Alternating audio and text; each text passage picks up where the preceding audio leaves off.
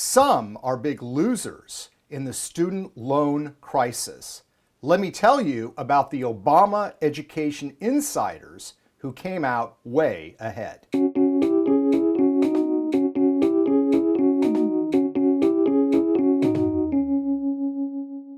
Hi, I'm Peter Schweizer, and this is the Drill Down, where we drill down on cronyism and corruption in Washington, D.C.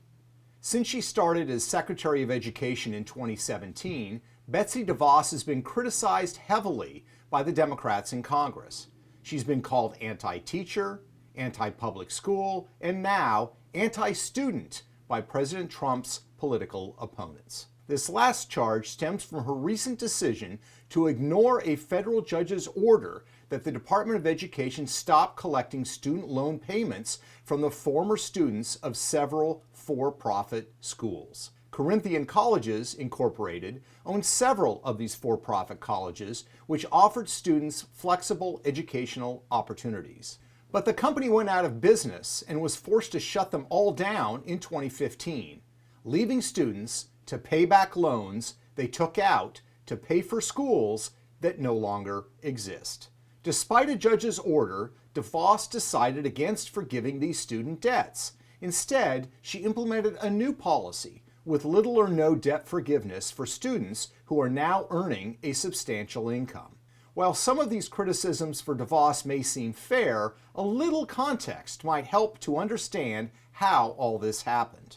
During Barack Obama's presidency, his first education secretary, Arne Duncan, conducted regulatory meetings with for-profit schools. As I detail in my book, Secret Empires, Duncan and his deputy, Tony Miller, would impose regulations on for-profit schools and then discuss them with certain Wall Street investors. Hedge funds would then use this information to guide their investments.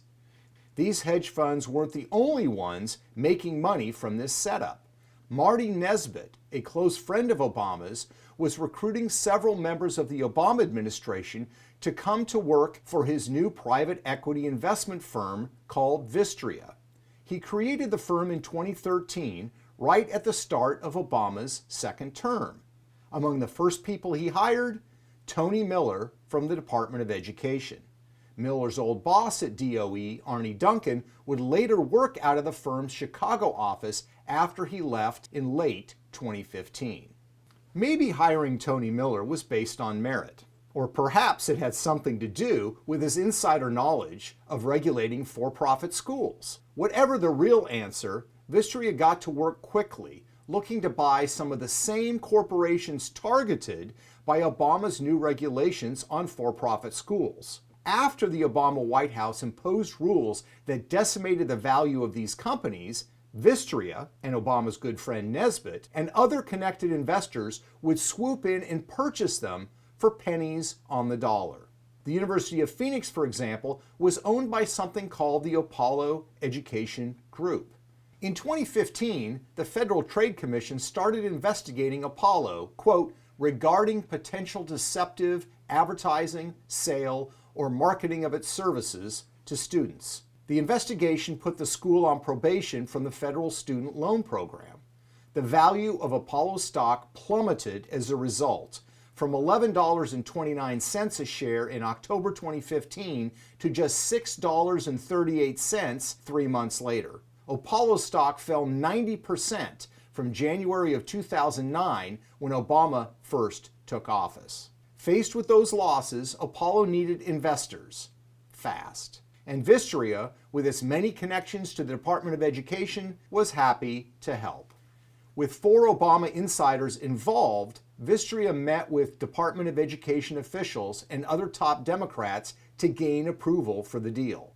One House Republican noted, quote, it's ironic that a former senior official at the Department of Education, an agency that has intentionally targeted and sought to dismantle the for-profit college industry, would now take the reins at the country's largest for-profit college. Ultimately, Vistria was able to buy Apollo for $1.14 billion, a tenth of what the company had been worth in 2009. Vistria now had a hand in the business of for-profit colleges, and they quickly began running their competition out of business. competition like Corinthian colleges. Just before he left the education department for the private sector, Arne Duncan mentioned that he was, quote, thrilled to be able to close down Corinthian.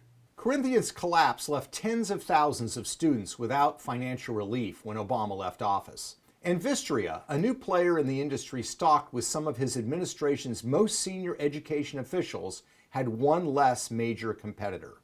So, while Betsy DeVos may deserve the congressional scrutiny over her handling of loans for Corinthian's former students, it's worth asking how they got into that fix in the first place. Those students may end up being the big losers in this situation, but many former Obama education insiders came out way ahead. I'm Peter Schweizer, and this is The Drill Down. For more episodes, follow us on social media or visit DrillDownTV.com.